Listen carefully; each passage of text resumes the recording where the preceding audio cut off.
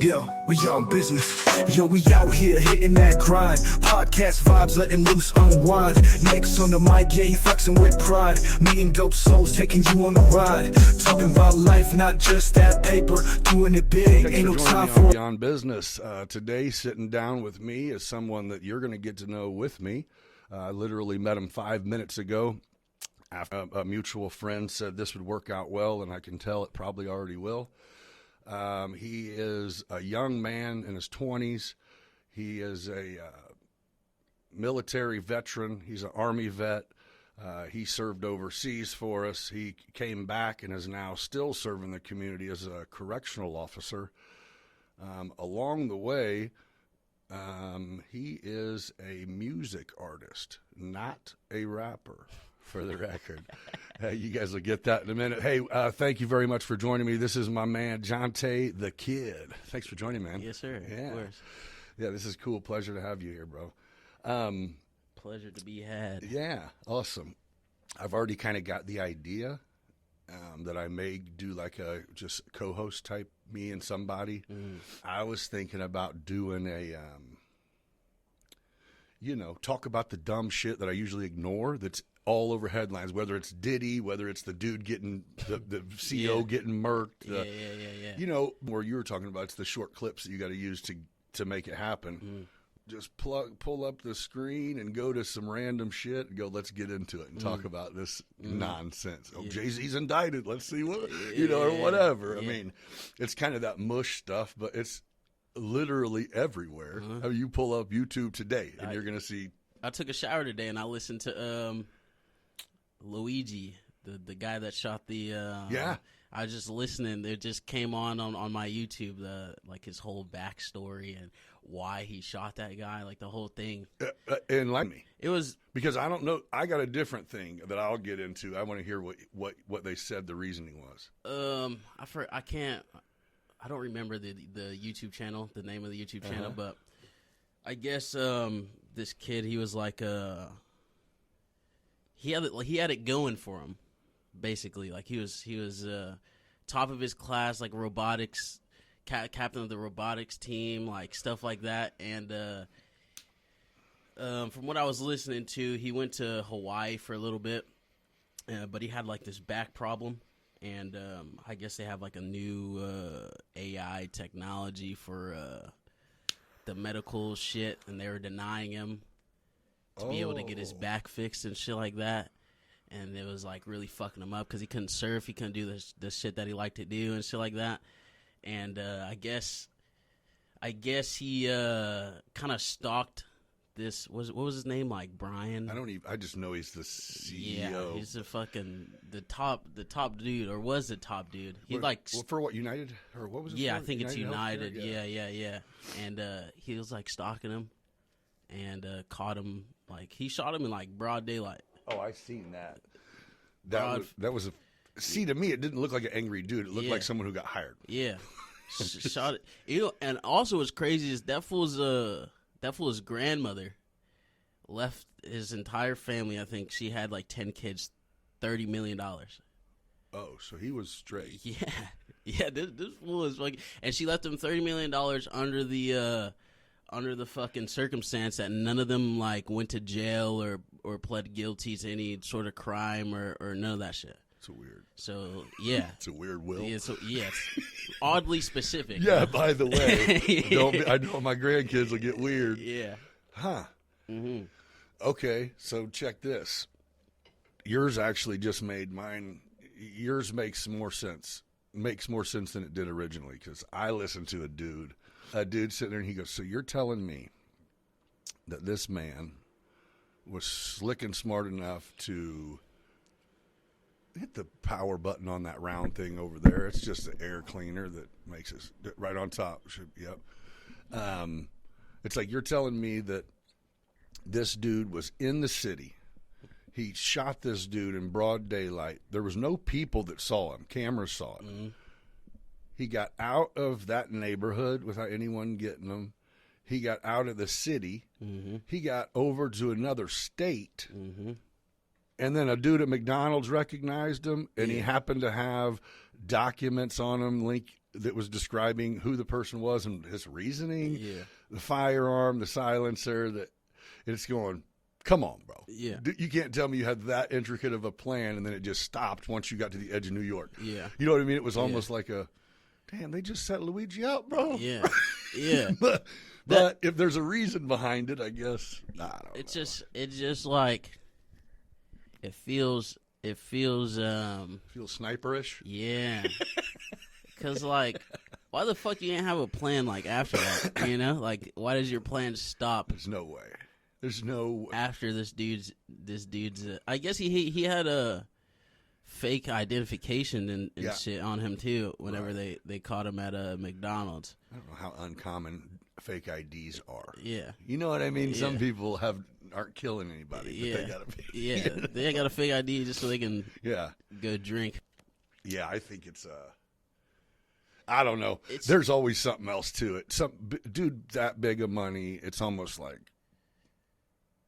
come on. Yeah. Come on. I forgot. Because he whenever he got arrested, he said something basically under the lines of he had it coming to him, like the dude he shot, like he. So that's kind of an admission. Yeah.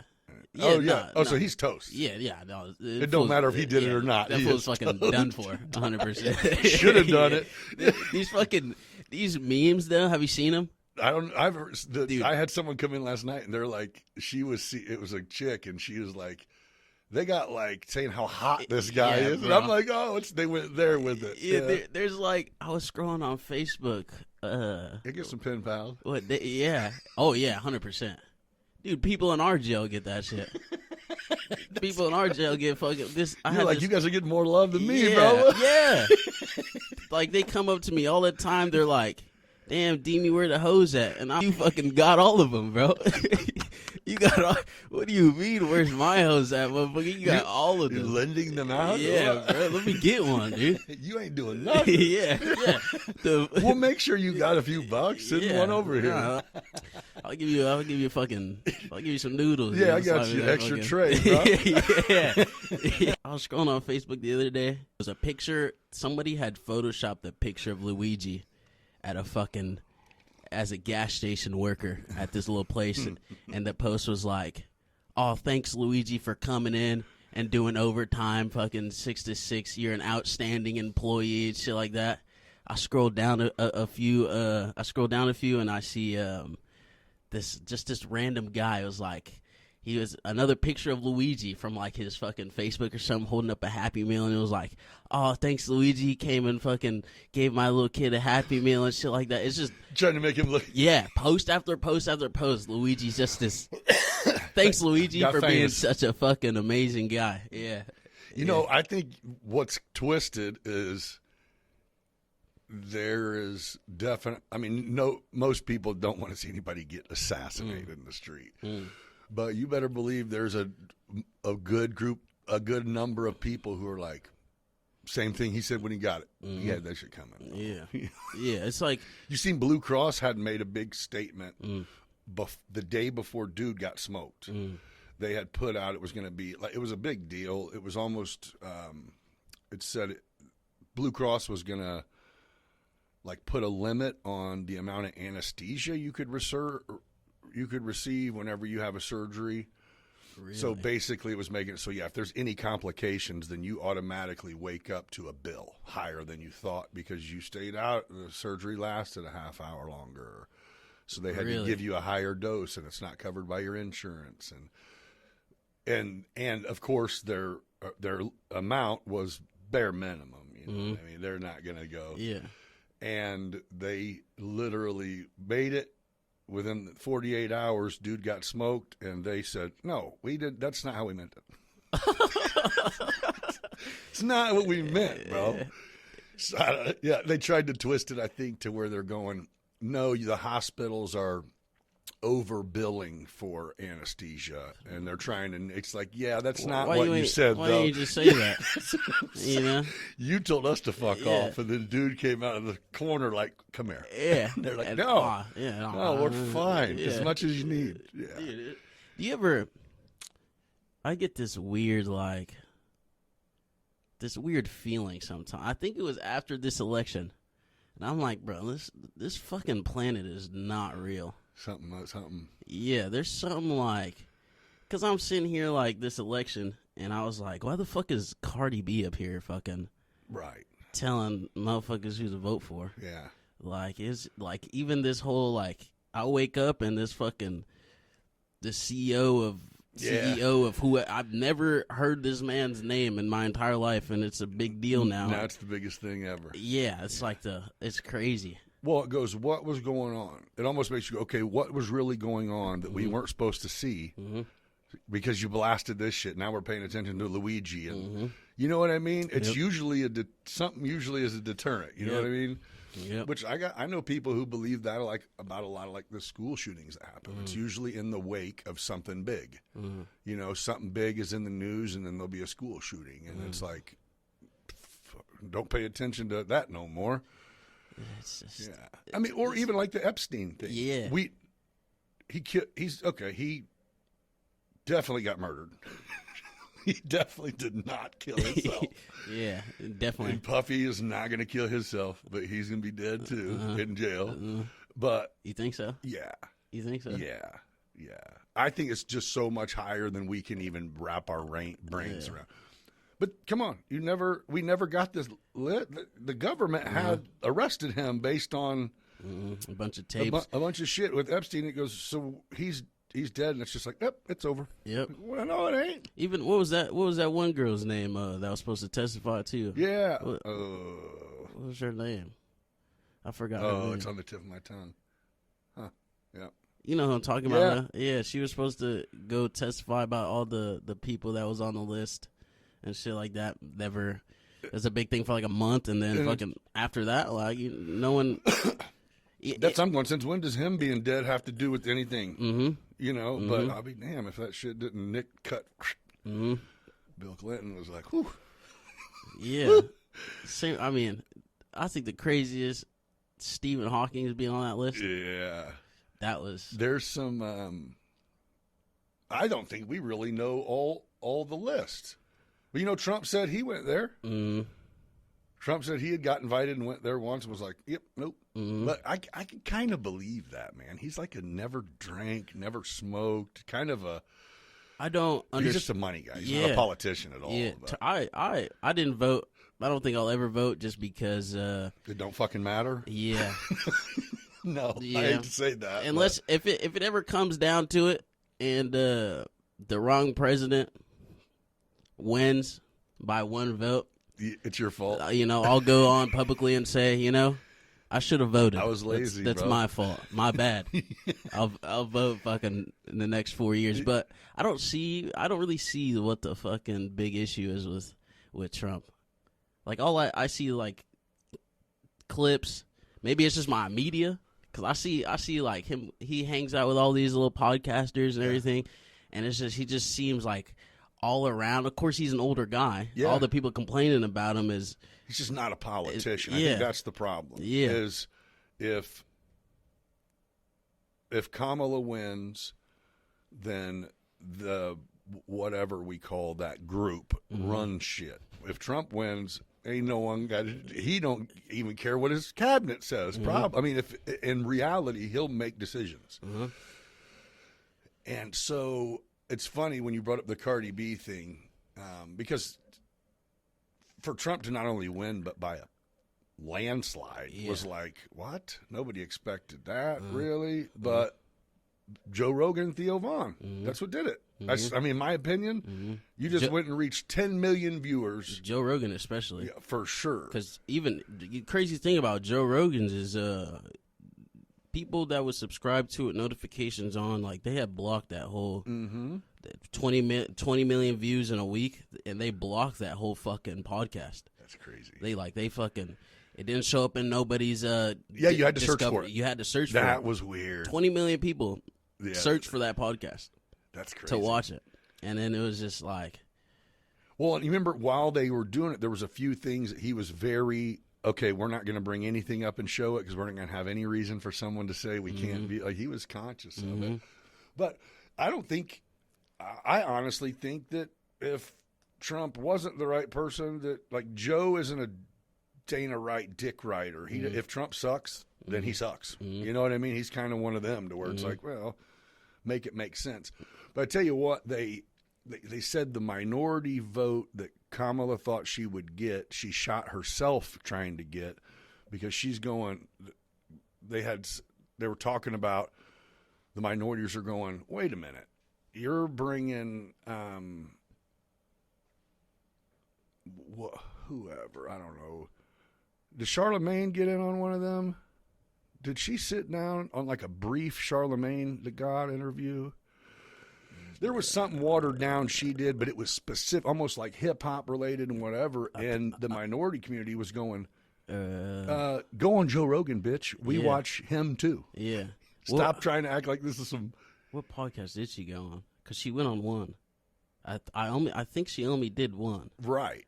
And I think I might have been the Breakfast Club. I think it was Charlemagne. Yeah. Tried to say we'll come on Joe Rogan, but we get to do the release. We edit and release. Yeah, and he goes, oh no, we don't edit. You got to travel to us and stuff like that. Yeah. And he said he thought about it. He goes, but then it's like, no, it's something about this room and the vibe and some hours and it'll make you not fake it up for you know. But honestly, she would have probably looked like a fool. So that's good. I mean, in defense of her, she kind of got thrown in. Yeah. Everyone wondered why she was vice president, and all of a sudden she's running for president. And it's like, whoa. Yeah. Hey, they tried to smoke Trump, and Joe Biden's like, no, I'm done. My puppeteer days are over with. Nah. Yeah. I mean, they've been over. Yeah, they've been over. You're not going to keep me out here getting shot for out. A decent amount of time. Yeah, that fool's been done for a while. Yeah, they got to. I'll tell you who I like is Vance. Yeah, like that dude seems just normal. I guess he's because he is a politician, but he's big on VA too. Yeah, which is one thing. Like me and my friends, me and my homie Tim, he's been really getting on the VA stuff. But that's something like we're big on. Because, like, VA-wise, there's veteran suicide is going up by the day. Really? And it's insane to me that, like, it's hard to get into the VA. It's hard to get help from the VA. It's hard to get meds from the VA. Like, that whole thing is, like, just last week, they found out there's this VA over in, forget which state, dude was having, they were having orgies in the VA office. Awesome. And it's like they're doing that. Well, there's veterans out here suffering. And that's one thing that I'm like pushing. Yeah, I'm very happy for. I don't really care about. I'm not a gun guy. Don't really care about guns. But you got people that served our country that are out here killing themselves because there's no one to help them. Yeah. I think that's a fucking big deal that no one talks about. It's that whole mental health crisis, man. And it's funny. It's just different because I'm twice your age, and whenever I was your age, there was no such thing. Stop being a pussy. You know what I mean? Rub some dirt on that. Rub some dirt. Yeah. And it doesn't matter if your wife left you, your mom died, whatever, anything. You went to war. You saw someone get their face blown up. Suck it up, bro. You're a man. That's not real life. It's the internet. Life's so strong as far as you know what I mean. And it's like over the last few years, it's like it's the me and some buddies I know that are my age where we'll never thought we would have the conversations of going, man, some stuff might have fucked me up a little bit. You know what I mean? Like, maybe going and talking to some stranger isn't such a bad idea. I love it. I have recently over the last couple years. I wasted money for a while because I felt like I was trying to trick this person into thinking. I don't even know what I was doing. You know what I mean? It was like, I'm paying because I know I'm fucked up, but I'm going to convince you that everything is okay. What am I doing? So yeah, once that, the curtain finally fell and it was like, dude, here's what it is. It's almost, even if the person's sitting there lying to go, hey, you're not the only one, dude. Like, this is common. You don't necessarily need Medline. You just need to figure it out, whether it be workout routine or, I mean, everything. Depression is real, though. Yeah. Anxiety is real. Yep. So I got an interesting story. My pops is a vet. He was 101st Airborne. He was in Vietnam. And what he got, and he enlisted in the Marines back in the day. And, it was like sign up for it and you'll leave on this date. Well, before he left, the Army drafted him. So, which I don't think he cared. He was just white trash kid trying to get the hell out, and he goes to and he said, I found out pretty quick that as long as you were training for a specialty, they wouldn't deploy you to Vietnam. So he proceeds to be a sniper and then a paratrooper and then a ranger and then and he just keeps succeeding. So finally he's out of shit to do and they're like, Rambo, let's go. And he's like, no, that wasn't the plan, bro. I just was learning, But so he went on he went over there and he actually has some pretty, I'm going to get him on here if I can get him to talk about some of these stories he's told me, which are, man, heavy. But fast forward, he gets home, life happens, all that good shit. Well, he retires in 2016 and it was a typical old man story. You retire and it's time to die, But he didn't. He had a really rough 8 months, and then he pulled out. Now he's golden, whatever. Well, he had a buddy, one of his church buddies, who's also a vet, and he started, just telling my dad, hey, reach out, see what they can do. And my dad was kind of in the mindset of what you're kind of referencing, of going, they ain't gonna do shit. We did what we told to do, and now fuck us. Everybody knows. Yeah, it's not even a secret that they're not gonna do shit. Yeah, you can get some college, but can you even get that anymore? Is the GI Bill thing a thing? Yeah. Okay. Well, so he gets back and he starts slowly.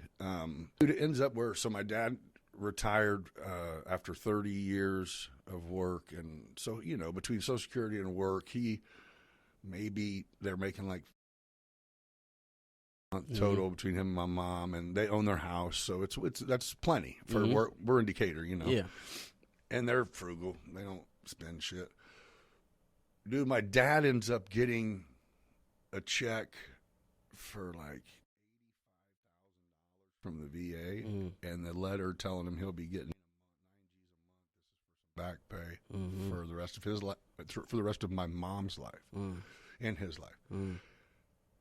That was huge. I mean, just as I want them to do better than they've ever done when you retire, you know what I mean? So it was kind of like, shit, how did that work out? He goes, honestly, they asked me some fucking questions about Agent Orange. And I was like, I didn't really know that. He was like, that was the shit that cleared the field. He goes, yeah, they would kill all, it was a jungle.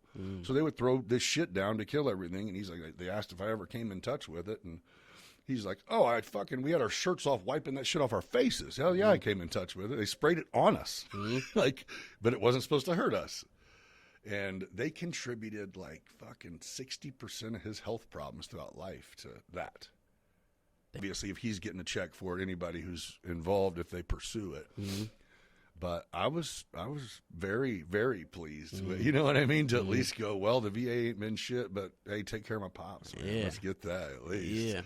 But I think that might be it, bro, is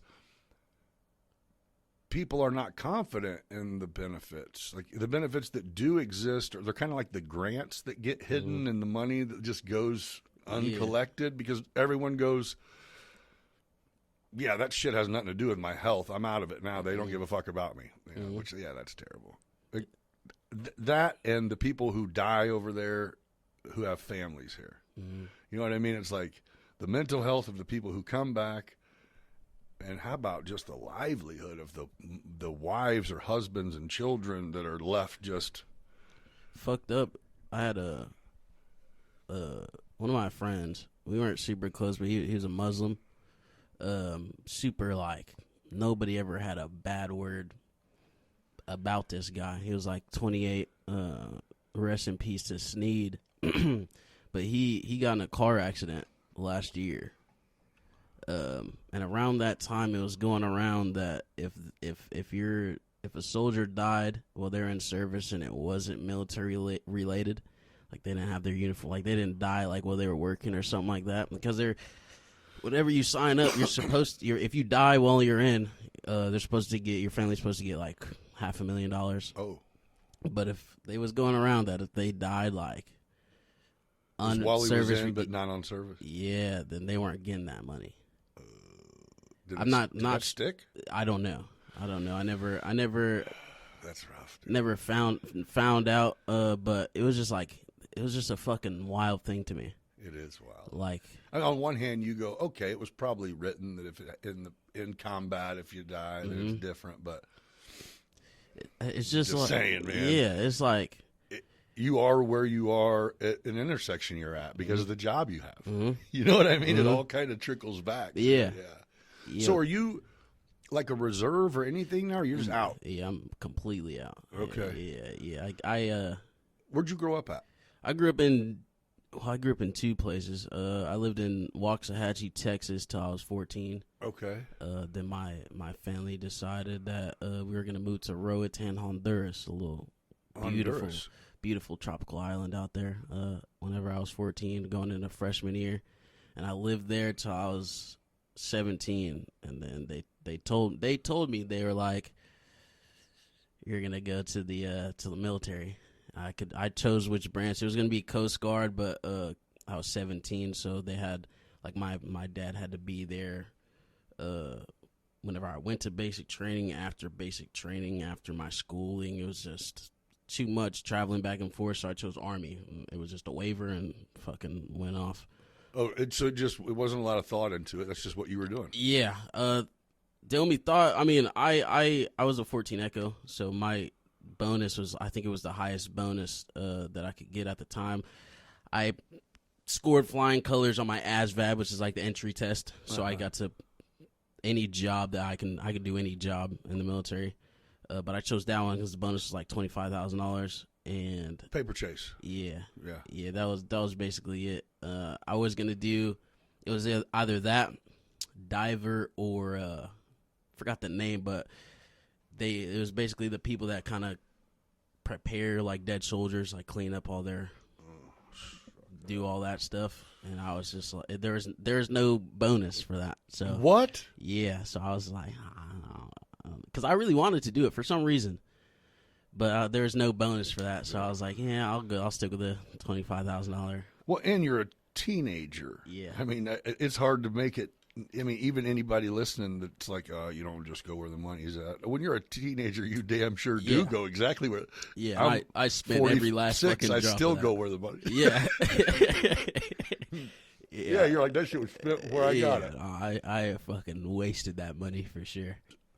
So you go to basic where? Fort Sill, Oklahoma. Okay, and you tell me how it goes. Like, I don't know, how long are you there, and then where do you go? I did, so basic training, I believe, is like 10 weeks. I did that in Fort Sill, Oklahoma during the summer of 2019. And then from there, my training was on the same base. So from there, I went to a completely different other side of the base where they did my the 14 series training. And that was, how long was that? I went August, and then I flew, got my first duty station in Okinawa, Japan in February. So however many months that is, like August. Okay. Yeah. But I was supposed to, it was crazy how shit like that works, because I was in a class, but I was like falling asleep all the time. Like I didn't give a fuck at all. Like I didn't even, like I was after basic training, I was back like in high school. Yeah, I was like, and I was homeschooled in high school. Oh, so yeah, that was the first time I was around people pretty like much every day. I mean, yeah, pretty much. Like I was homeschooled damn near my entire life. I only went to junior high, like 6th, 7th, and 8th grade was the only time I went to school. That explains why you crushed the ASVAB, honestly. Yeah, I mean, yeah, like my mom fucking hit big on fucking schooling and shit like that. But so like at that time, I was supposed to ship out to Japan in January, but they recycled me to a different class, and that's where I met he's my brother now, Grafton Barrows. His dad's the LT at the jail, and I'll touch on it later. He's here? Yeah. Clayton Barrows, he's the LT at the jail, and then we all shipped out. It was me and Grafton. We went to Okinawa, Japan, February, I believe, like 24th or something in 2020. And then I stayed there for up until this year, January this year. And it was like, but so I had a kid, and me and Grafton, like, I had met his family whenever we graduated. Like, me and his, like, we just became brothers. Yeah. Because I got recycled to his class. He sold me a vape that we weren't allowed to have. Right. I paid $20 for, the little puff bars. Yeah. I paid $20 for something that was half empty. Like, it was a half let empty. me taste it. Yeah. Yeah. It was a fucking banana ice. And you're like, I just had 25K thrown my way, Yeah. bro. Let me get it. Yeah. I fucking, like, dude. And it, like, from that moment on, I met his family when we graduated because I have a lot of, because I'm adopted. Okay. Was adopted by white people, and so I have a lot White of people that moved to Honduras. It's great. I was gonna get all back to Texas, Honduras, Decatur. Yeah. But your brother, that's who ended up making you land here eventually. Yeah, because whenever we just had a fun time over there. Like I was in a relationship for like 2 years, and then I had a kid. And then I decided to get out. With a soldier or with a Japanese chick? Yeah, soldier. Oh, okay. I might have me a little Blasian out there. Okay. You know? Okay. I don't know. I'm not sure yet. But I had a son. He's 2 now. But me and his mom, we didn't work out. And whenever I got out of the military, I got out last year in like October, and then stayed in Cali for like 2 months and went back. And then when you can stay in Japan for 90 days, but then you have to leave and then come back another 90 days. So I went for 90 days and then flew to China and Taiwan for a couple days and then went back to Japan. And then during the whole time that I was in China and Taiwan, I woke up one morning and I was kicked out the house, like done for, because I had fucked up when I went to Cali. Gotcha. There's like a little fucking rich blonde girl that was all over me whenever I went to Cali, and it seemed like a fucking good this idea. Is exactly why I went to the service. Yeah, yeah. I felt like a real veteran when I went to Cali. Yeah. It was perks. Yeah, yeah, and I had nowhere to go because I don't talk to my adopted family. Like I talked to my brother. He was adopted with me, but that's it. Is it your brother? He's in that home, or your he's my blood brother. Yeah. He was adopted with me as well, but I didn't talk to him. And my homie Grafton Barrows, his family fucking took me in, no questions asked. Like, right, just fucking. It's like, come on, fool. I slept in this fool's childhood bedroom for 8 months this year, and then I finally got my own place in August and my own car and everything. But they fucking did so much for me. Like, it was, so it's not been long that you've been getting used to this new world of society. I don't like it. I can't imagine. I mean, that's great. There's nothing like having good people and good friends, and people who just show love. But it's a really shit place to fucking end up landing. Is it, or do you not think that? I don't go outside.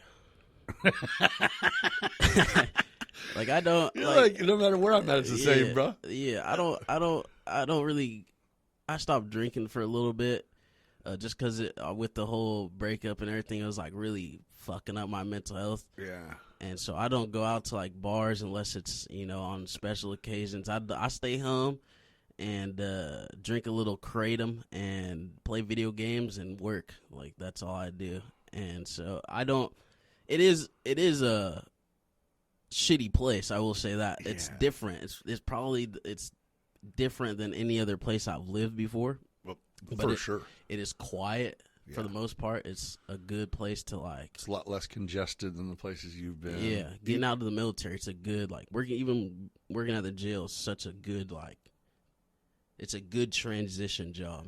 Really? It's giving me time to think, like, because it's not so fast paced. Like, I've been able to, like. What do you think about the gig? I mean, is that what you'll do? Or are you like, nah, it's just what I'm doing? That's what I'm doing right now. I'm bored. What are you gonna do? I'm not sure. I'm not too.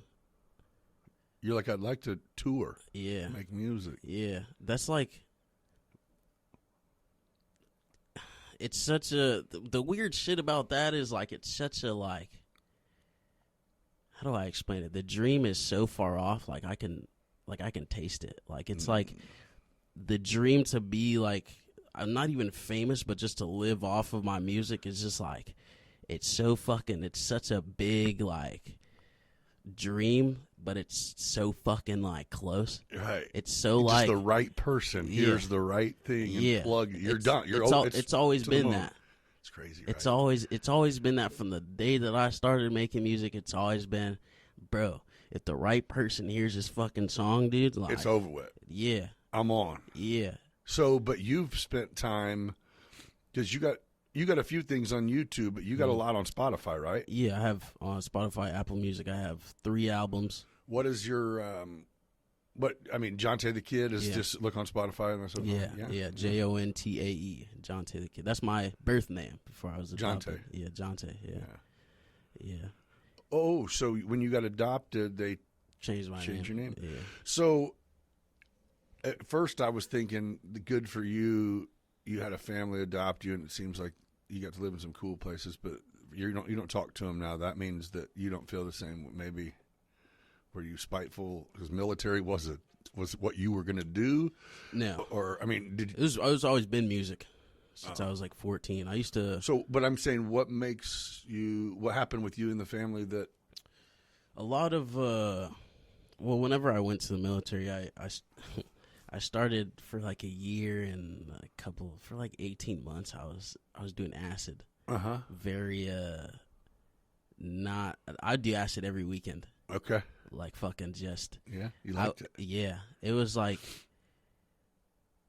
I still sometimes like I can feel it. Like I like just reminiscing on such. It was like 2021. That whole year was such a fucking dream.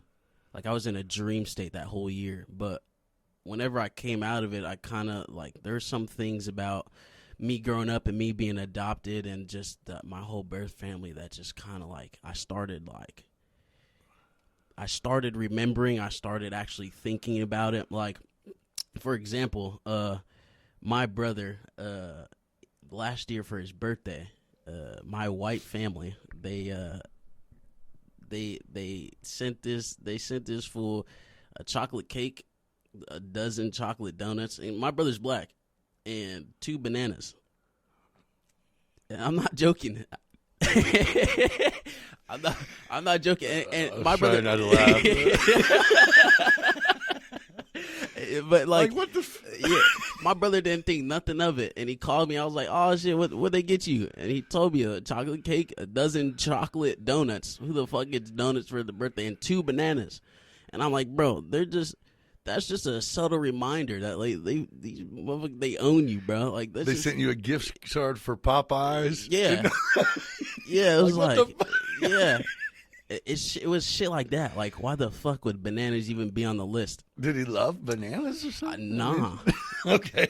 Random. Yeah, and it wasn't even Just like a random jab. Yeah, it wasn't even like stay down. What do you call what do you call a fucking group? A bushel of bananas? A fucking yeah. It wasn't even like a group of them. It was just 2 individual bananas. That's fucking weird. It is weird. But it was shit like but that. it didn't bother him, right? But yeah, nah. He was like, I maxed that shit. It was Yeah, fire. It was yeah. fresh donuts.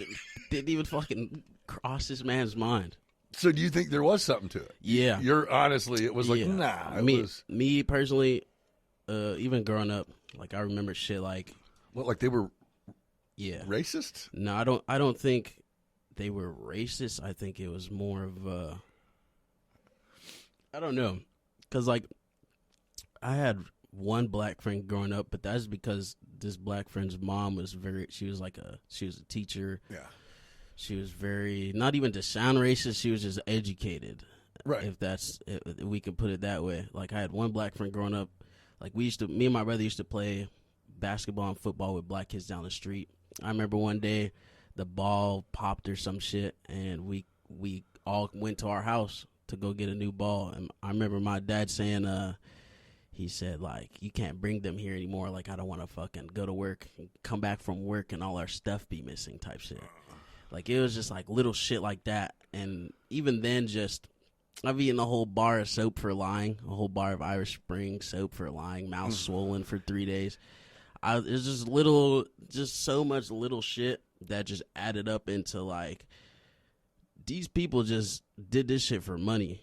Because they only adopted black crack babies, foster black crack babies. Oh, shit like that's that. a hustle. Yeah. And they're really just good old boys from Texas, and they're having a hard time dealing with their choices. Yeah. That's so weird. I mean, it's great to have, I mean, obviously you were taken care of, but yeah, that's scars, man. You know what I mean? That's scarring. That's there. what it does. Because I try to, like, so are you like with your brother, are you like, okay, if you don't see it, then cool, I'll just see it? Or are you like, no, I'm going to make you be crazy about this shit too, bro. I don't push it on him. I just let him know that, like they all, like my brother, I'm close with my sister too. She's like my white sister. She's 4 years older than me. But like I'll let them know that like I don't fuck with them at all. Like I don't fuck with my adopted parents. None of them but those two. So has the time came where your adopted mom or dad has reached out and been, or is it like, no, and you didn't argue it, so that means you're guilty? I'm kind of like, I haven't even confronted them about none of that shit. I just kind of like Do they wonder why you don't come around, or are they just like, no, he's an adult and we don't need him around. He's gone now. Pretty that too, and I remember I kind of burned the bridge. I remember one night. I don't know if you know what triple C's are, but it's cold cough medicine that comes in like a pill form. Okay. You take 10 of them, you fucking robo trip. Okay. Yeah. So one night, I took 10 of them, and I think I was drinking too. I used to fucking. If the plug didn't have nothing, I'll just go get NyQuil from the fucking. Get it? Yeah. What was that about? You just needed to escape a little bit? Yeah. Like, it was for a decent amount of time. While you were in the service? Yeah. Yeah. I used to sell acid to the people. In the military, they make the drug tests. Somebody makes the list. Right. I used to sell acid to the people that made the list. So I'm golden. None of my fucking homies were on that shit. I wasn't on that shit. I used to text people and see when the list was coming out, shit like that. So, but it was just like, it was a weird need to escape. I didn't even know what I was escaping from. I just knew escaping was fun, if that makes sense. Oh, it makes perfect sense. I've had my moments too, man. Yeah. But so that there is something about, and you probably know this now, is LSD and psilocybin. Mm-hmm. Ayahuasca, there's some things getting tapped into that I think we're going to see come to the forefront of being more legal the further along. Definitely shrooms. Shroom for sure. I don't like the feeling. It makes me feel like I have anxiety whenever that first feeling kicks in. It happens to me now. It never happened to me because when I had my son, I stopped everything. Okay. I even stopped drinking for like 6 months, and then I started drinking back up again before I came over here. But I can't do psychedelics anymore. Obviously, you can be abused and you can never come back from it too. Sometimes. Oh yeah, I know a guy that's fucking my homie Albie. Still tripping, huh? Oh yeah. That fool is like, dude. This guy, because he was in the army with me. He's in South Dakota now. He got out, but this guy, he would like not stop talking ever. Like, we would be going to do an exercise at 3:30 in the morning. We would be sitting in the car, and this fool would just talk. He knows nobody wants to fucking hear him talk, but he would just talk to somebody because it wasn't us. But this guy, like, you can tell by his voice. You can tell he looks like a hippie now. He's got this big old fucking beard, long hair. That guy he's done for. Toasted. Yeah, he's like. He hasn't stopped tripping. I don't, and how so many he didn't years? Come back. Yeah, he did not come back. Because sometimes you ever meet those people, and you're like, I wonder what you were like before. Did you know him before? No. Oh. No, I met him in the Army. Oh, and he had already took that trip. Oh, yeah. Yeah, he had already been on that trip for a little bit. Right? He did. Yeah, that's crazy. Yeah, I was on the phone with him a couple months ago, and I seen a little picture of him as a baby. He was just high as fuck, still on that trip, showing me around his room, right? And, like, his room is, like, it's probably a little bit bigger than this, but he's just got stuff. Yeah. Just, like, he's got, like, a bunch of, like, precious stones and jewelry that he and his fryness, he people give him all this shit. Like, he's got at least over, I want to say, $300,000 worth of stuff in his room. Just shit. Shit. Just like, and it's not garbage, but it's garbage. He's got like this painting from George Washington's time hanging up in his room. Oh, just weird random stuff with a price on it. And he was like, "You got to come over here sometime." And I was like, "Bro, if I come over there, I'm gonna rob you." Yeah, bro. I need to take let me get a Rubbermaid tote full, bro. I'm gonna fucking rob your ass if I fucking go over there. Right. Dude. You're not gonna have none of that shit anymore. It's just sitting there, bro. It might be good for you. Yeah, Get rid of some of this shit. Yeah, but he's like, because whenever I was like me, even me, sometimes I wonder like if I had never taken that, because the first time I did acid. Some guy in the Army, it was like a little acid party, and he had given it to me. He was just like, "You never done it? Fucking here."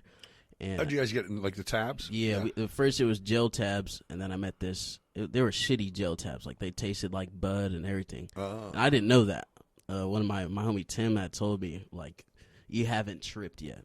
Oh. And then I found another plug, and he had paper tabs, and that's when I started tripping. But I wonder if I'd never taken that first tab, like, what the fuck I'd be like. Did you make music before that? I did, but it was shitty. Like, it was just like... So it changed shit. It changed a lot. Because I was like, growing up in such a closeted environment, whenever I got to the Army, I was just like, loud. I was fucking trying to make everybody laugh. Like, I was trying to like... I needed friends. It's kind of awkward. Yeah. I needed people. It was just such a weird environment for me that I was just doing anything and everything. To be liked, to be fit in. Yeah, once I stopped tripping, I had fucking amazing trips with fucking amazing people I'm still brothers with to this day. But once I stopped tripping, I just like... Because I remember my last trip, it was with my baby mama before she was pregnant. I remember we took the tab on my bed, and I remember coming up, and I was watching. You ever seen that show, A Good Place? I think it's called.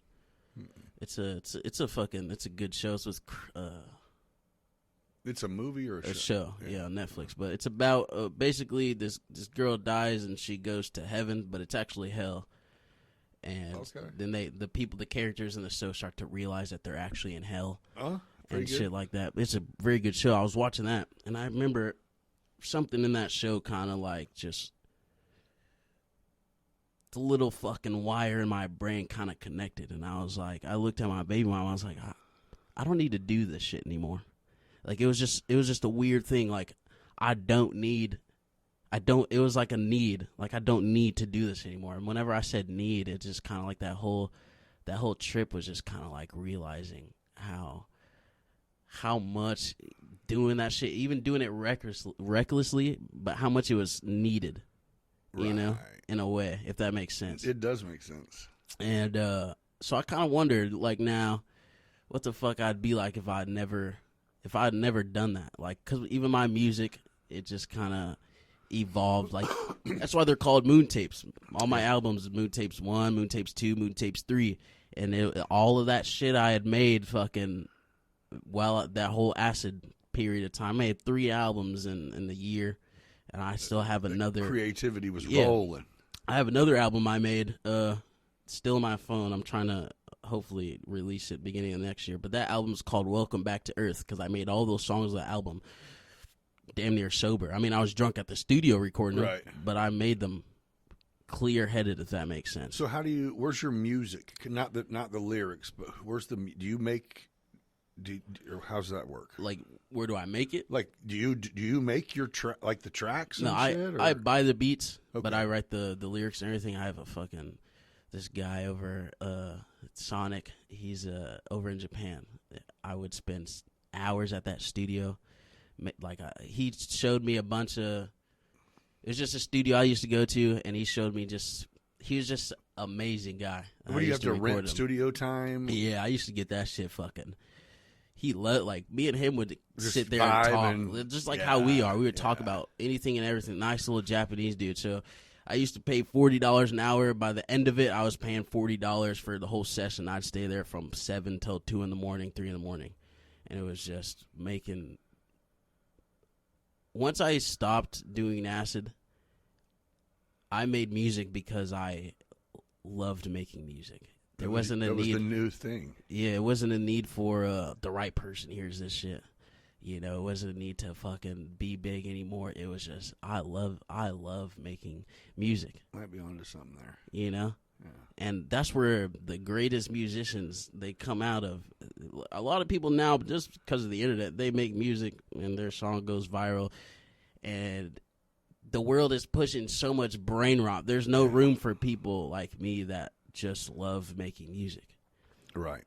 And but that's kind of like those 3 albums, and then this next album, and then I don't know where it's even gonna go after that. I haven't written a song all year. I haven't made any new music all year. Why? I don't know. I mean, do you think it's like the space? You're here, you're working in the jail, is it, I don't know if, the environment you were in before, creates sometimes. I've had the longest writer's block.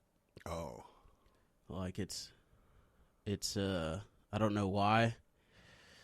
It's just been, it kind of like, I wrote a verse for my homie the other day. That was the first thing I've written all year, and it just flowed.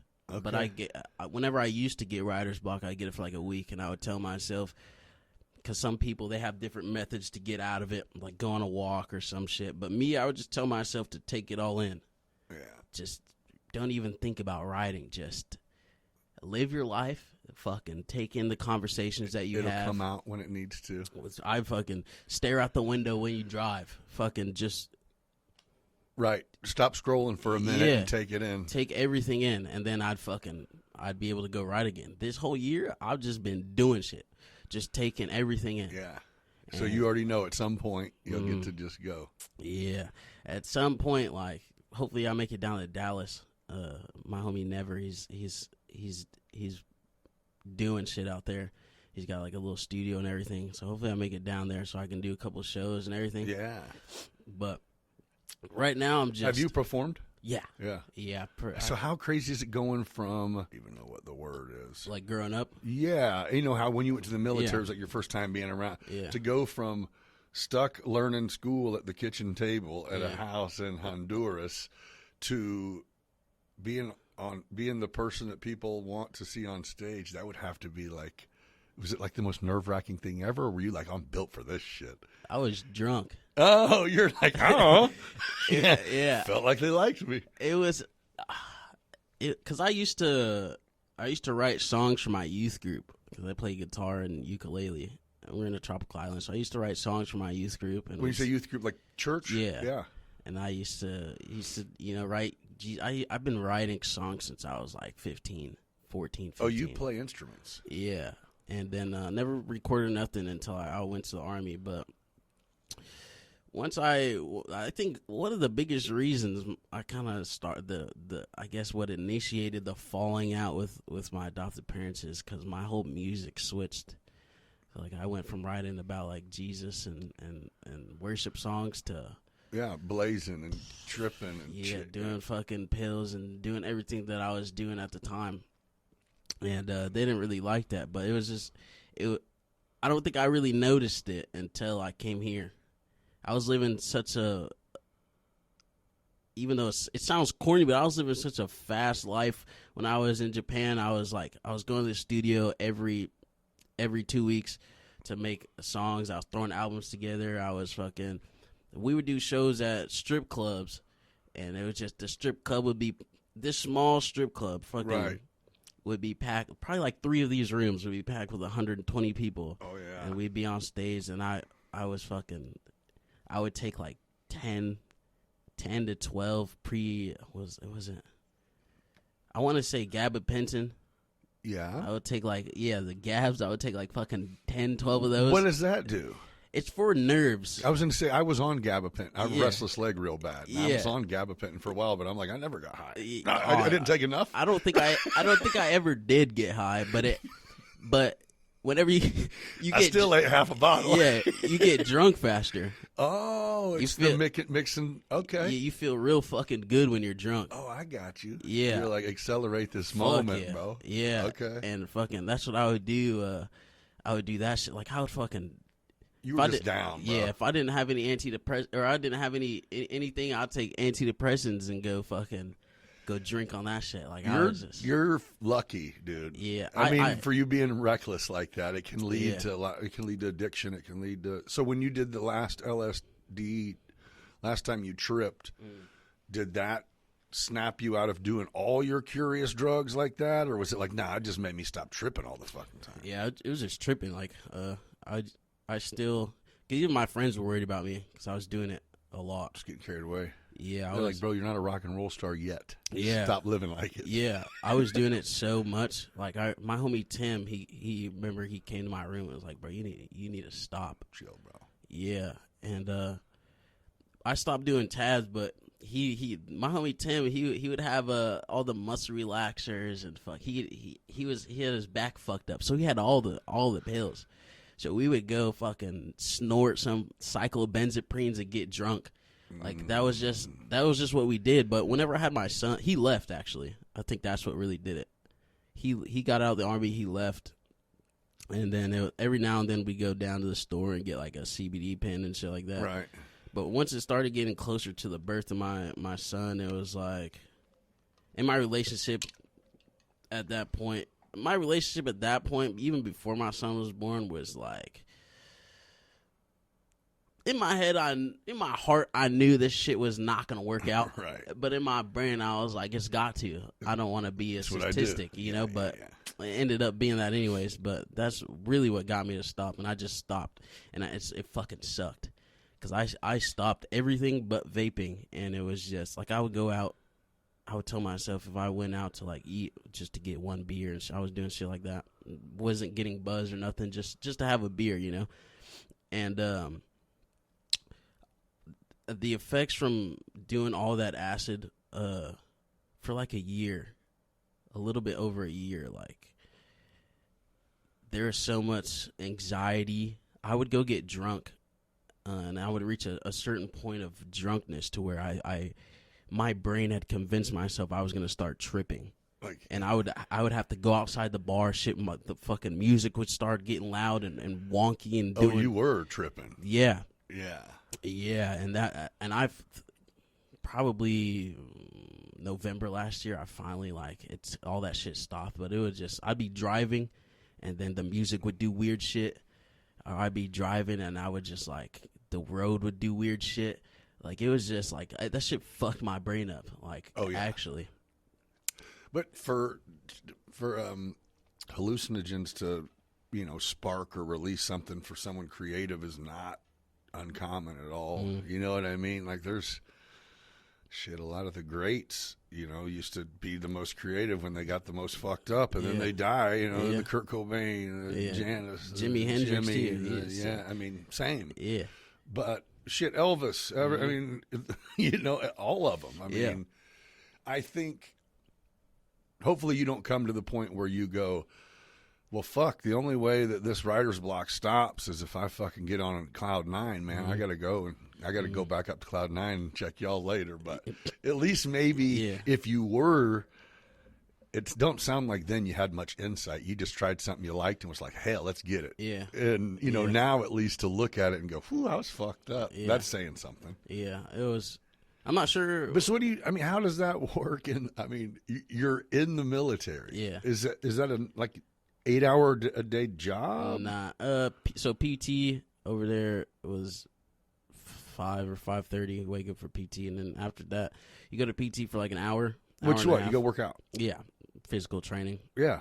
You go work out with everybody, like your whole battery, which is about like 60 people. And then after that, you go eat breakfast, shower, and fucking go to work. And 60% of the time, you get off work at 5. Unless there's shit to do, then you're just at work till fucking work's done. Right. But that's basically it. It's basically a 12-hour day. Did you? Was there any? I guess it was just a few years. Was there any war shit? Did you have to actually go? I don't know. You know what I'm saying? We were supposed to deploy to Kuwait, but literally 2 days before we were supposed to deploy, they fucking canceled the appointment and the deployment or whatever. And the crazy thing about that day, like people had sold their cars and sold their Wi-Fi and shut their phones off because they're about to be gone for fucking 13 months. I didn't do none of that shit. Like I still had my couch in my room. I still had fucking all my clothes in my drawers. I still had my Wi-Fi, my tea. I had all that shit. I didn't even start driving until I came over here. Oh, so you were like, I'm not in denial. I just didn't prepare. Yeah, no, exactly. Glad we didn't leave. Yeah. That night, whenever they canceled it, like we had a fucking. I remember we were in a group chat with my homies, and I was like, they're gonna cancel this shit. And then 20 minutes later, they canceled the deployment. I hit the plug up. We got some acid, and fucking we were just sitting in my fucking. I had no everyone in my spot. Yeah. I still got my shit. Yeah, me and my homie Nick. My baby mama's ex-wife at the time, she was married to a girl. Yeah, okay. And I used to do acid with all of them. All right. And yeah, I was never again will I fuck somebody's wife. But shit got confusing. Huh? Yeah, that was probably the dumbest. I've done a lot of dumb shit, but that was probably the dumbest decision I've ever made in my entire life. To get someone's wife pregnant?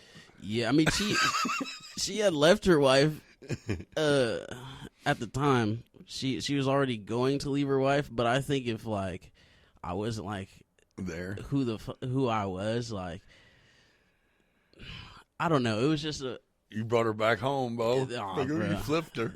Yeah, I did, because she only likes black dudes now. You're like, I should have flipped her back. Yeah, bro. Yeah, that was that was a fucking time. That was a fucking time. And like I remember she texted me and was like, so and so's fucking yelling at me and said, "Can I come stay in your room?" And I was like, "Oh yeah, I'm not gonna be there. I'm probably going out and shit. Like you could stay in my room or whatever." And from that night on, she never left. Oh, you were like, I thought you needed an evening. Yeah, like I thought that's yeah. She never. We got to pick out names, huh? That's fucked up. Yeah. Yeah, she never left after that point, and it was just. So, do you get to have a relationship at all with your son, or? Yeah, I FaceTime every now and then. Hopefully, where's home for him? He's in Washington right now. That's where she's still in for another. Washington State. Yeah, for another 6 years. So hopefully, I get to at some point get enough bread to go over there and visit him for a little bit. But it was just like it's one of those things where it's like I love my son. Like, he's a fucking if I'm not gonna be somebody, that little boy's gonna be somebody. Right. That's the way I see him. Right. Like, he's so fucking smart. He's such a beautiful baby boy. Like if I can't do it, you definitely can. That motherfucker's gonna do it. I can. As soon as he came out, I already knew it. His mom, solid people. Not with me, but I mean, she's a good mom. Yeah, and that's huge. Yeah, I'm not, because there's a lot of, from what I see, there's a lot of baby dads and baby moms that don't get together. But like me, like whenever I first came over here, the whole breakup part was she was my best friend. Right. We just didn't click relationship wise.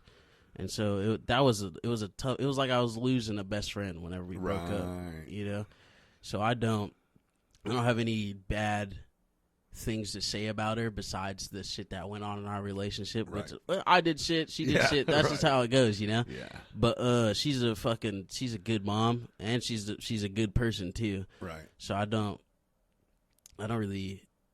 It sucks that you can't raise your kid, but other than that, yes, it sucks. But comes. You could have a trash chick raising them that didn't, that's.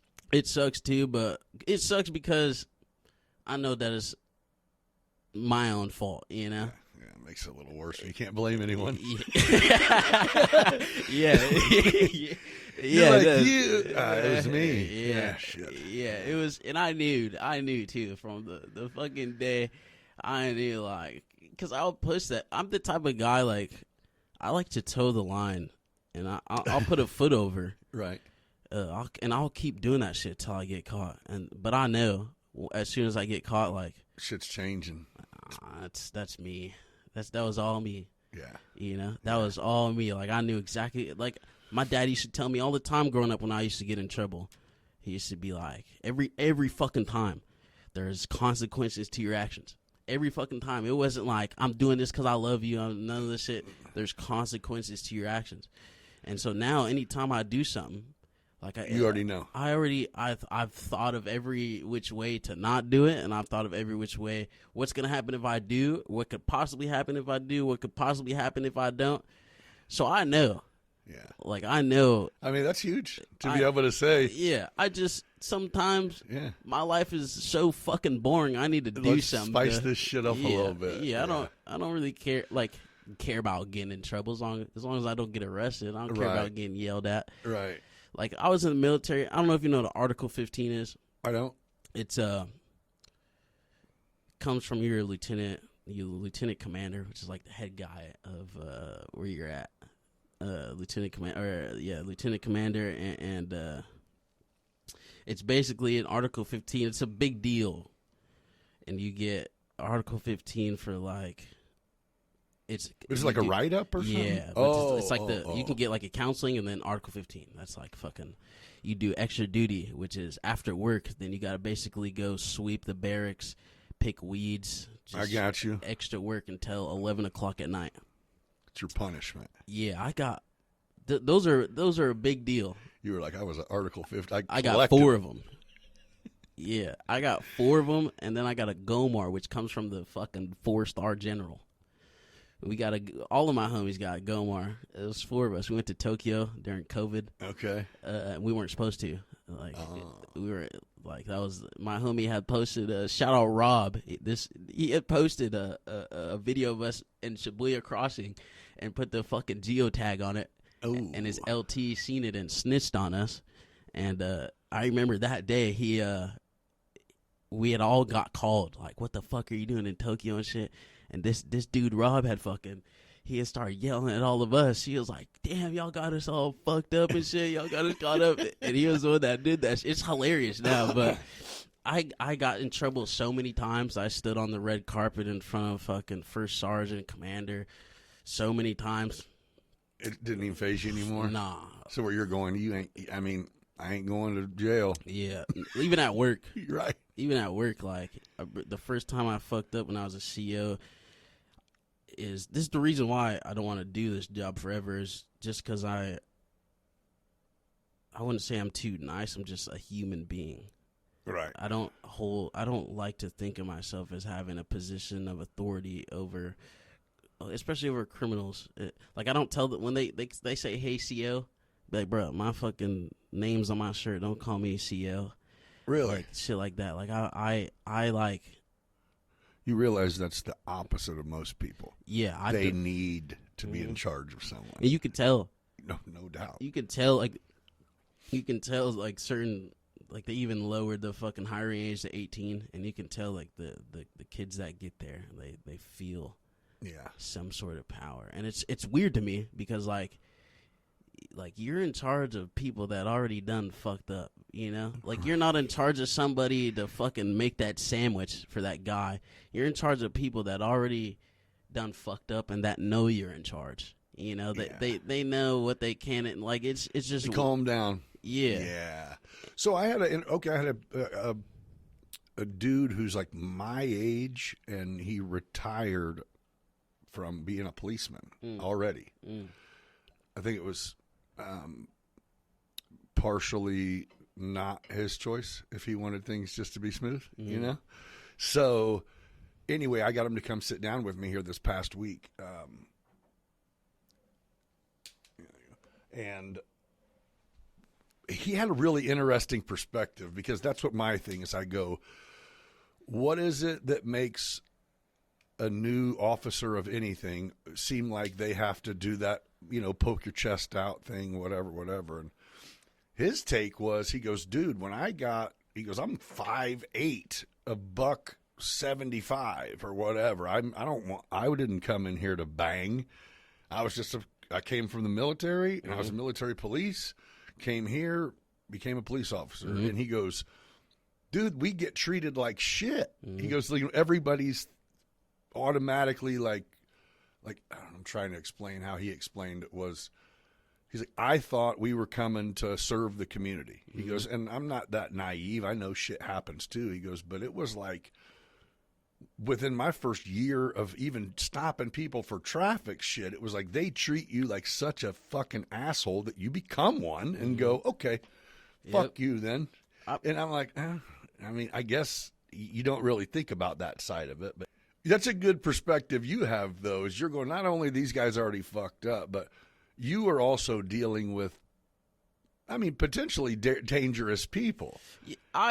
There's don't for 1 second think that they give a shit about that tray that much. If they don't fucking like you, they can, Yeah, which is like, because I don't want to talk myself up too big, but most of those inmates in there love me. Yeah. Because I go in there and I just anything they need, I'm not finna I watch Netflix all day. Right. I just sit there. Oh, right. I watch Suits. I finished 9 seasons of Suits. Solid. Sitting on my fucking ass. Show, dude. I got sucked into it not long ago and went through it all. I just finished Dexter 2 weeks ago. Okay. And now I'm on halfway through season 2 of Vikings. And they know I don't yell. I hate yelling. I don't yell. I'll talk shit, but that's only because you're talking shit. Right. I treat everybody, I say please and thank you. Hey, can you please push those mop buckets out so I can put them away? Thank you.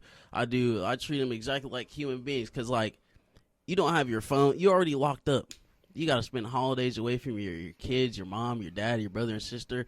So I'm not finna sit here and be 23 years old yelling at this 54-year-old man to fucking get off my window and shit like that, You're already in jail. I don't got to treat you like you're already in jail. I'm just coming here to get a paycheck. Right. I got to make sure that you get that mop bucket out here, bro, and you get your tray. And there's rules that we both got to follow. Right. And it just makes it easier if there's just a certain way you talk to people. And a lot of these fucking... Why is that not the popular way of thinking? Correct me if I'm wrong, but you walk in with a good attitude, people are more receptive. Even the assholes. They can see that shit. Yeah, even the people who hate you just for being a CO, it's like, oh, he's not a... Yeah. He's just doing his job. That's why I don't think I'll work there for too long. Because I'm I need to do something. Yeah. Don't get me wrong, I get paid fucking $46,000 a year to watch Netflix all day. I still eat. I got a car. I got my own place. But I'm not doing nothing. Right. I don't feel it's the same when I was in the military. You got health insurance until you get famous. Yeah. I don't feel like I'm law enforcement. I don't when I was in the Army. As soon as that uniform came off, I'm not in the Army. I'm finna go get high. Right. I'm not I don't feel like an authority figure. I feel like a poser in a sense.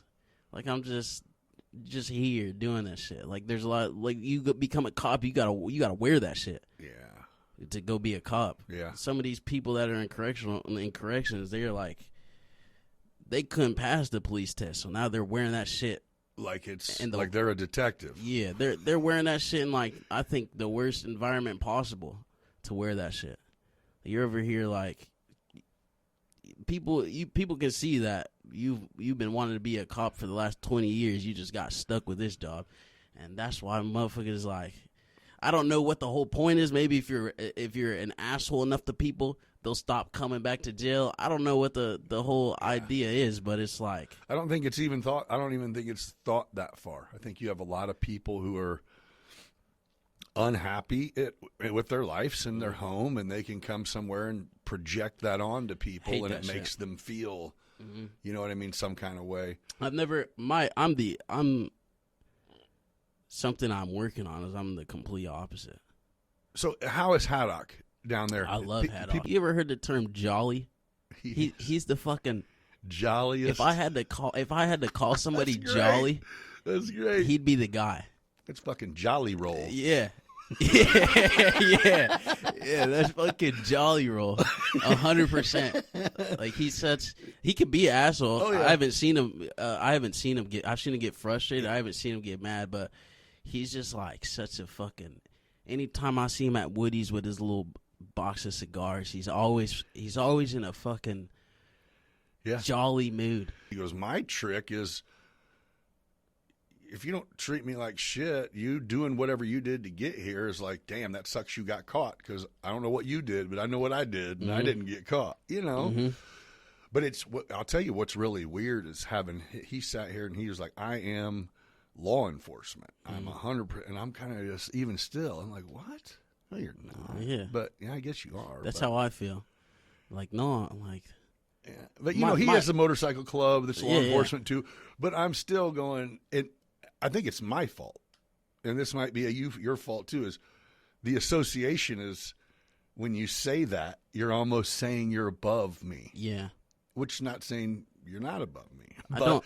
You know, you just put yourself on a pedestal. Yeah, just to harp on that, whenever my last show I did, I performed off the stage. Like, I got down off the stage and performed just for that reason. Don't get me wrong, like I feel like the military gave me a lot of just street knowledge that you can't even get while you're on the street. Just a lot of just like, it's not even, I wouldn't even say knowledge, it's just a different way of life. Like, I'm prepared for anything. Right. Like, shit that people think is hard is like, what the fuck? Like, it's not hard to me. Like, I feel like I can do anything. Right. But at the same time, I don't feel like I feel like I could do anything better than anyone. But at the same time, I'm not, like, trying to project that I can. Yeah. I feel you. You know, there's always, especially being in the jail, is like, half of those motherfuckers got more bread, have touched more money than I'll ever probably touch in my life, unless fucking the right person sees my fucking music, you know. She could happen. So I think it will. It's just a weird, like, it's a weird thing. Like, we have a new guy that started, and all the new people they start, and then there's a specific pod with the pedophiles and shit in there, and they always work in there, and then they come out. Start talking like, oh, did you read this guy's report? Like, he did some fucked up shit. I'm like, bro, I don't give a fuck about none of that shit. You're right. I don't care. Like, is that right though? I mean, is it kind of just like, yeah, I'm not digging in. If you stand out as being the one who's constantly a fucking dickhead, then I might see what's to you. Yeah. Right. Yeah. Like, I don't like. They got that fella that cop from Springfield over there, right? Yeah. That shit don't, like, people. I'm not a very political person. Right. Like, oh, you know, he shot that black girl. Shit it ain't got nothing to do with me. Right. Like, just because he's about to get baked no matter what. Getting baked. Just because it's on, I think a lot of people, just because it's on your phone doesn't mean it's your fucking business. Ooh. You know? Ooh. Like, that shit doesn't bother me at all. Again, I don't know how you do it. I mean, that's good. That's a valuable quality to be able to go, hey, it doesn't concern me. I get entertainment, but it doesn't concern me. Like, oh, what did this guy do to get in here? Oh, that's pretty wild. He had a dude. I don't even know if I'm allowed to say this, but dude, actually, I probably am. Dude was in there because he fucking chopped up his fucking girlfriend and disposed of her. Like, you're going, I could have done without knowing that. Yeah, I did, yeah. But I had to see this fool every day, and he had this dude. Was he cool? Nah, he wasn't. He was quiet. He's like, don't act like he just chopped his girlfriend. Yeah, exactly. Was it a problem? We're in there. He was just there. A lot of the people aren't. Yeah. Which is like people say like whenever I got fucked up or in trouble the first time, is because there's like a max pot in there. Oh, you got in trouble working here? Yeah. And there's their kids fucking same age. There's younger than me. Yeah. So I had 2 of them out, and I was just talking to them, like telling them about my fucking. I had a kid. I was in the military, just shooting this shit with these fucking criminals. Yeah. And they seen it on the cameras and called me to the office, and fucking if I do it again, get suspended. Just standard protocol. Yeah. But the reasoning was, which I didn't really understand it. The reasoning was like, these people could fucking jump me and then open all the doors to the shit, and everybody could get out. But it's like, in my brain, it's like, no, they couldn't. Yeah. I sized them up before they even walked through that door. Bro. Yeah, it was like I didn't do nothing to these people. These people, I'm not in no gang. I'm not even from here. These people are in here from doing crimes to fucking the opposite gang, the opposite, Oh, you're looking at it like we have no reason to, and they're going. They have a big formulated plan that could be underway. Yeah, it's like it's in the movie. Yeah, it's but I mean, I understand it for sure. I understand why those rules are in place. Just because that asshole CEO that works there, fucking has somebody and wants to have somebody out and shoot the shit. Right. That motherfucker gonna smile in your face, and the day before when you worked there and you was being an asshole, he gonna remember that shit. Right. And that'll happen to somebody, but I don't want to say it will never happen to me, but it's never gonna happen to me. Well, I feel you, and I don't know. I think it's almost like, dude, again, rules are rules, and they reprimands and all that has to happen. But I mean, man, you probably just made a couple dudes' shitty, terrible day that much better just by chopping it up for a second. That's how I think about it. Personal judgment counts. You have to give people, if you're going to hire someone and have them do a job, then you have to rely on their judgment a little bit. Yeah. Since I started working in the jail, I have fucking nightmares about fucking waking up in jail. It's real odd. About being in there. Yeah. Like even when I go in and do my fucking shift change, I gotta go in the block where they're all locked back and sleeping and do a check, and I'm just walking through where they are every day, and I'm like, and I think like, what would it like to be I don't like being in here for a minute. Right. Imagine being in. There's a dude that he just got sentenced. He was in there for 4 years. Yeah, and it's just indescribable, dude. Yeah, I think about. If there is an inmate that just he's just doesn't like law enforcement, but if there's an inmate that like wanted to fight or some shit, just started coming up on me, I personally think if there's an inmate like that all the other inmates would fucking help me out.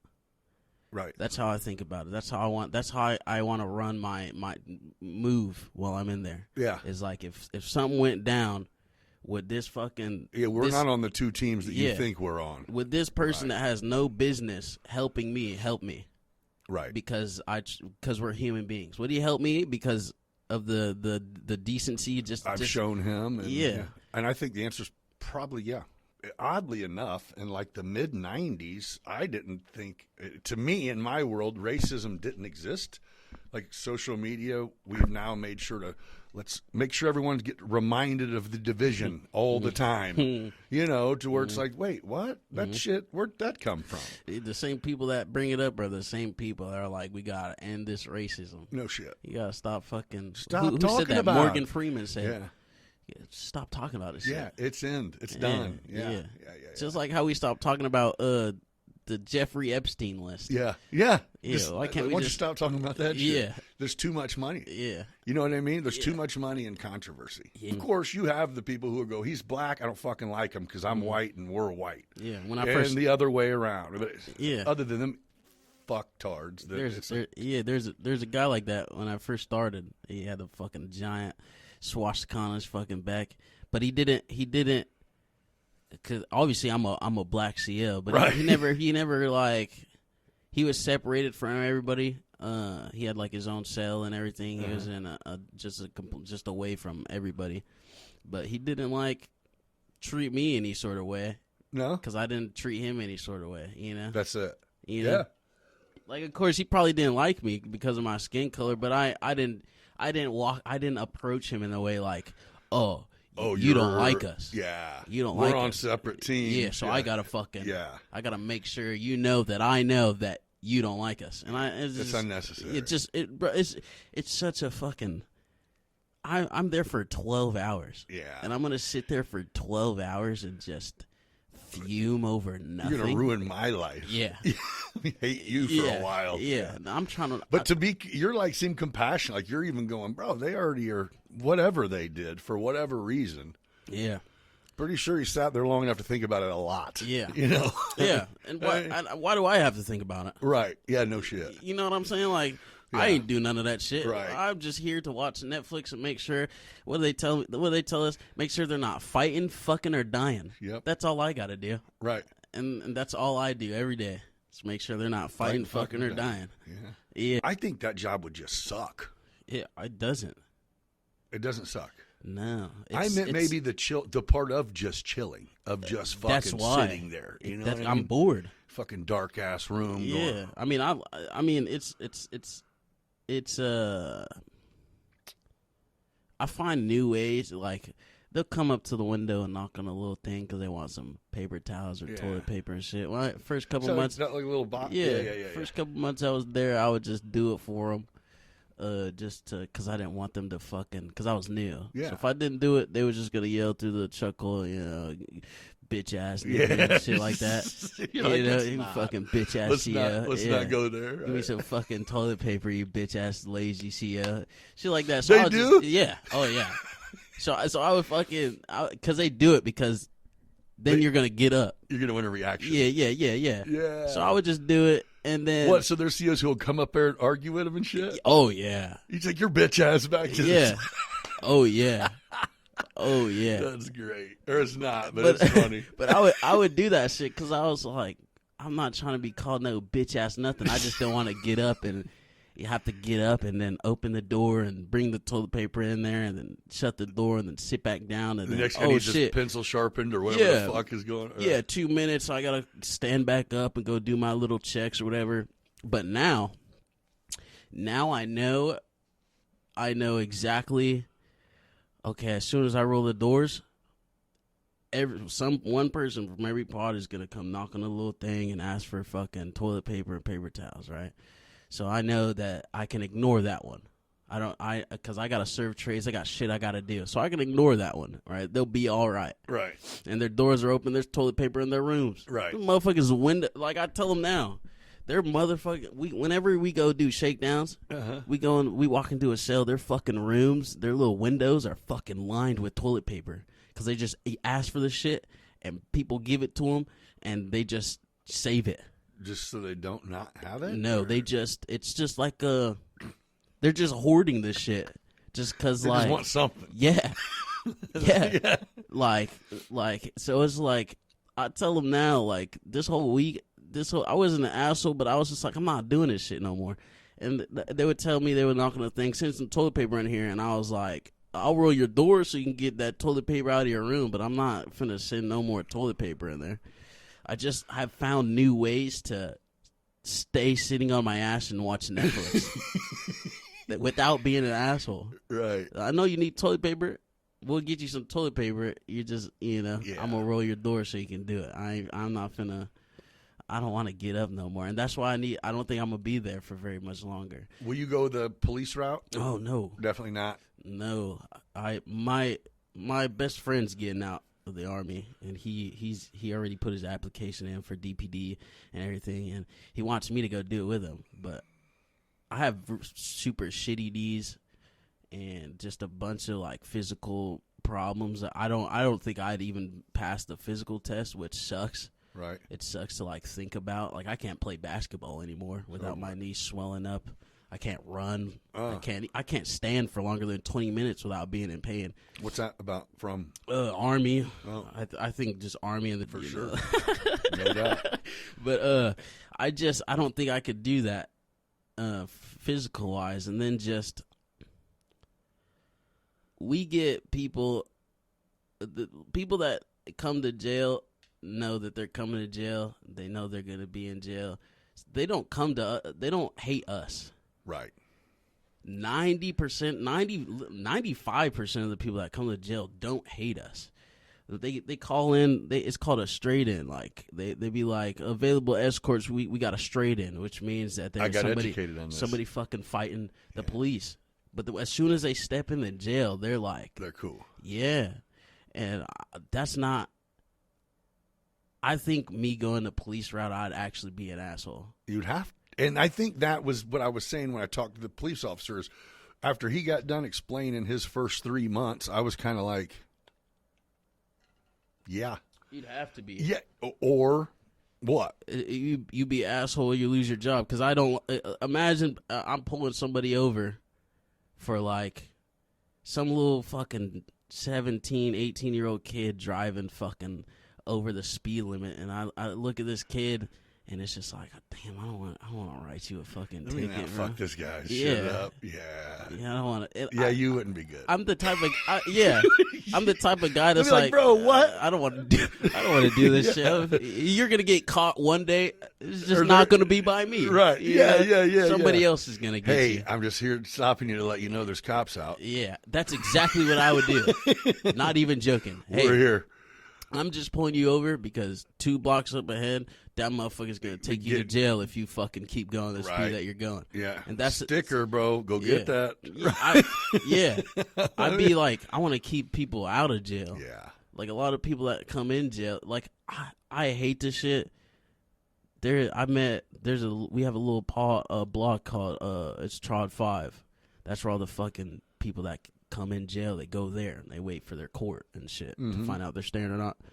I've met so many like decent people in there. Right. They're just had a bad draw, man. So many decent people that are just like, I'm here on a warrant. You know, like they talk about their kids and they look like stand up. It's weird. You see these people come in, they put on their little stripes, and like in my brain, like as soon as they put on that uniform, it's their inmate status. Yeah. Even though he could have got arrested in a suit, but as soon as you put that shit on, your inmate status. But I could tell just the way certain people hold themselves up, and I just imagine like pulling this motherfucker over and then running his shit, and he's got a warrant. Like, so now, hey, you gotta call someone to get your car because I gotta take you in. I'd hate to do that shit. Right, where you're going, I gotta do it now. I gotta see the little girl in the back seat. Ooh. Oh yeah, we gotta take your ass in. Now you gotta find somebody to take your car and your little girl to school. You know. Yeah, if her mom ain't available, we're gonna get someone from DCFS down here. It's like, I would hate to do that shit. Terrible. Yeah. It's not even about like I wouldn't care about I wouldn't care about getting shot. It's my time. I wouldn't care about seeing a gruesome scene. Just seeing like helpless people become less helpless. Well, you give for not to necessarily care what people think of you, but to go, it'd be nice to be a positive light instead of a friend of mine. Matter of fact, I have a lightning protection installation company, and I've had 2 people that have worked for me that are now Decatur police. You know, I'm not, career moves, do your shit, whatever. And so I was, happy about it for him. But one of them in particular, it's like, he's a totally different person. He's gone. He no longer socializes, no longer go. It's like, it's just like fucking arresting people over town. I'm not going to go to Roadhouse and eat. I'm not going to go to Walmart. I'm not going to, because I don't want to be confronted. It's like, there's 2 different. It's like institutionalized. Yeah. It's like it's the same with the military. Yep. There's people in the military like me and all my friends we didn't carry ourselves like that. And then there's people that just get institutionalized to wherever they go. Same with just anywhere. A lot of insecure people can ride off of to where you're going, hey, we don't have to wear our fucking uniforms here, and it's like, no, it's cool. I need this. Yeah. So like people need. That's I'm not that. Right. You might do great at it, but just kicking it with you, it's like, you don't seem like you would be fuck no cut out for that. Because you're compassionate. You know what I mean? empathetic. I mean, you're to see that shit happens. Yeah. And even then, I'd still feel like a fuck because I still want to drink my little THC drinks and play video games and I still want to have fun. Right. I don't want to fucking. And it sounds dumb, but I don't want to forfeit all of that shit just so I can make sure nobody else can have fun. It's a really good way to put it. You know? One of the main reasons I got out of the military was I joined at 17, and I'm fucking 22 now, and it's like I could either re-enlist and just keep doing this shit forever, or I can actually go see what the fuck the real world's like. And same as it is being a CO, like I could just keep doing this shit, or I could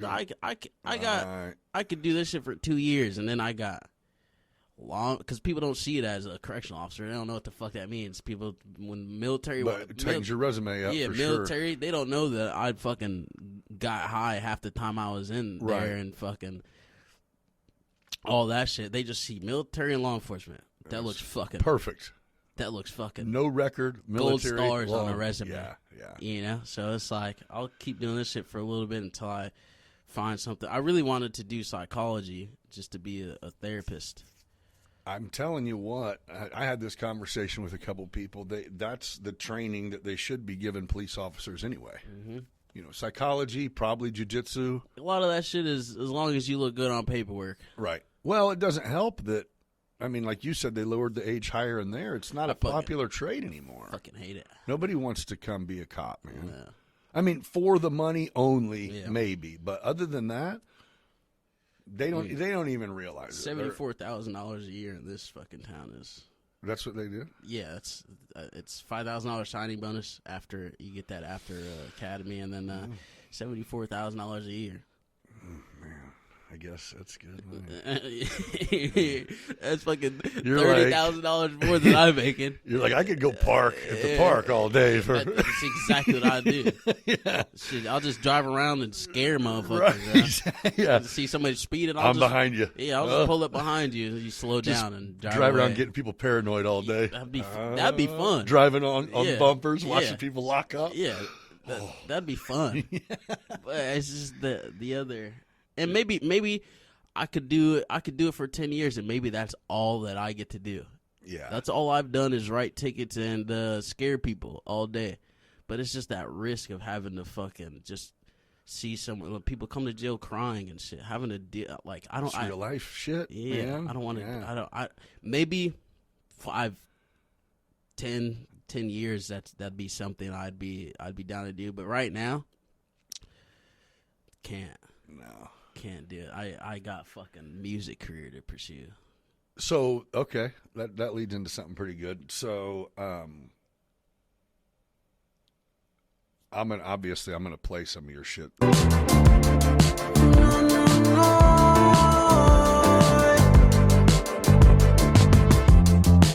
On my ears, been talking that shit, it's mind-blowing shit, I might just commit, we all in this bitch, loaded with blades and a couple of clips, and magazine open, I couldn't resist, back of the bus you can see from a distance, feel like a kid, all up my what I did, heaven or hell was ones over the fit like, I feel like I'm fighting all these demons just for the excitement, all this pain that I have is enticing, but fuck it, we ball when I'm writing, when I'm jotting my thoughts it's inviting, and I suffer from chronic supply, man, all these blue pillies I don't know why shit. I don't know. You got a really cool vibe going, man. But what is the trick to getting it? I mean, I hear your shit. It sounds like it's on like I've heard it before. Mm-hmm. You know what I mean? Like it would be no surprise at all to hear that come on the radio or a iHeartRadio or Pandora or whatever. So what is it? Like, what is the trick? Is it literally just having the right person hear it and go, I like it? Or is it like... Nowadays, it's all social media, which fucking sucks. Like, to do this, like, when Post Malone came up, his whole story is his friends, he wanted to drop White Iverson, and he dropped it, and overnight... This shit had 1 million plays on. He had Wiz Khalifa and a bunch of people calling him because this shit popped off on SoundCloud. Same with like Juice WRLD and X and Lil Peep. They just posted their music on SoundCloud and people found it and shared it and liked it, and that's how a lot of the famous people now. That's how it's popped off. But now you have to become a content creator. Oh, so you're the whole just having the song. That's not enough. It's not enough anymore. Like you gotta make videos to promote your shit. You have to make content. Right. And that's something I'm just starting to get into now. I pushed it off for so long. I was like, I don't want to be a content creator. I don't want to fucking do this shit. But now it's like, if this is the dream that I want, I'm gonna have to do this. And it's not enough just to have good music anymore. You gotta make content. You gotta create reels is the big thing. But really, it's just enough to get the nod, and then you're good. Oh yeah, just dude, enough that one. Really, right? Just one. You have to make 100 to get the right one. But yeah. Because there's a guy. His name's Trevor Spitta, and I found him this year. He had 6,000 followers beginning of this year, and he made one reel that took off with like 1 million, had like 1 million views, and he got 30,000 followers, and he's got 1 million from that one video. He's got 1 million Spotify listeners because they put him on all the big playlist. Yeah, he's touring. Just off of one video. Same with another guy, Nevi. I was following him last year. He had fucking 6,000 followers. He had one video got fucking 4 million views, and he's fucking 3 million streams. It's $12,000. Okay, that's how it works. I broke all that shit down. 3 million streams is $12,000 for an independent artist. So whenever I do it, it's like 3 million, $12,000. Right now, this time of my life, that's a lot of fucking money. Be nice to have, huh? Yeah. Well, and the thing is, if you get 3 million, then that means you drop another one, and it's getting 5 million. And it's and I have so much. I have 3 albums and like 5 singles. So what are you going to do then? Just go try to figure out how to make 55-second clips of music videos of different songs, right? Yep. That's exactly what I'm going to do. And change outfits. Let's go. Mm-hmm. Exactly. And one of these days, one of those videos is going to pop off. And I've got person's shit. And a lot of people, they make the mistake of a lot of people. The shitty artist that you're talking about is they had 3 songs and they made a video to one of those 3 shitty songs and it popped off. So now these shitty artists got to scramble to figure out how to make music. Yeah, exactly. Right. But I've got so much fucking music. If one video popped off, let's go. We'll release an album. We'll take a tour. Oh yeah, I got all. Oh yeah, I've got so much music out, and then so much. Like I have another album. I've already got all the songs. I've got it ready to go. I just can't bring myself to release it because of that reason. Oh, you want something I need something to. Till you write something else, you need something to have no one has heard. Exactly, and I needed to fucking. Like, if I go viral, then I need to have an album to fucking. Do you honestly think that you have a good probability of going viral? No. No? No. Oh, it feels like a long shot. Yeah. Really? I believe. Pretty good, dude. I believe that. Like, thank you. I don't even like to put a genre on it because I just make music. I'm just an artist. Yeah. Because I have so much. You can hear a little bit of so many different things in there. When I come back and when I tell you, like, anytime I got writer's block, I just took everything, and I mean everything in. Yeah. Any music people played in the car, even everything, and I just take it all and fucking put it into something I was writing at the time, and the chance is so small, for me to like go viral and shit that it's there's no way that I was given this gift for it to not happen. Right. And the chance is so small. It gives me like motivation, I guess you could say. Well, yeah, man. I think you got an interesting story and an interesting perspective and a really unique, just outlook for someone your age. I'm the same way at work as I am at home. I'm going to get you out of here. I really appreciate you coming down. I'm definitely going to share everything we can about, and this isn't just to support you because you came in, but man, I vibed your stuff, dude. I'm going to dig in, and I've only seen these stuff on the few that are on YouTube, but yeah, now I'm curious. Again, Jontae. Jontae the Kid. Yes, Jontae the Kid. Those, you watch the music videos? Uh-huh. Yeah, those I shot on my phone. Really? And edited those with CapCut. It's just a little app. I'm familiar. Yeah. I'm familiar with CapCut. Yeah, just fucking on a whim, just was like, I want to do a music video. So well, if you get to where, when you get to the point where you want to start trying to put some reels together, I got some equipment. I can help the cause, and I know how to shoot and stuff like that. I would love. I would love to do that shit. Yeah. I would love to. I mean, we got some spots around here. You can make anywhere look cool. Oh yeah, it's all on the angle. It's it. Of everything. Yeah, and the back end. Yeah. But yeah, I'm CapCut is still a good one. I mean, we use Adobe Premiere obviously just because, but yeah, I'd be happy to work with you a little bit just to put something together, man. Yeah, It'd be fun. I'd be down. I've seen a lot of your work too. Yeah, from your drone stuff and everything. Yeah, Haddock was showing me all that shit. Yeah, that's it's fun. Yeah, it's a cool little thing that I just accidentally got into, and it ended up turning into something. So, but.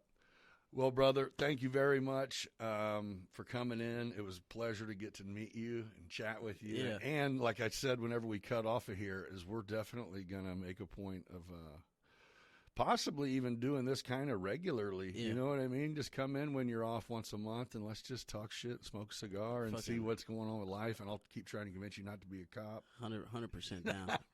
100% down. No, that'd be cool. All right. Well, thank you.